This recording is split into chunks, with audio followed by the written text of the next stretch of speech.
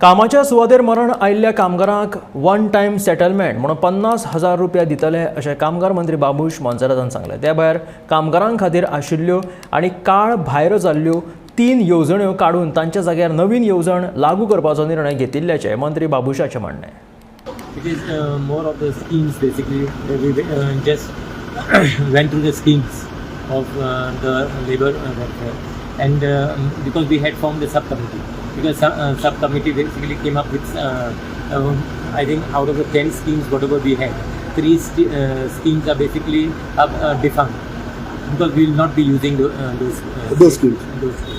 So they have come up with some fresh new schemes which is basically more approachable and more beneficial towards the labor, and enhancement also of the amount.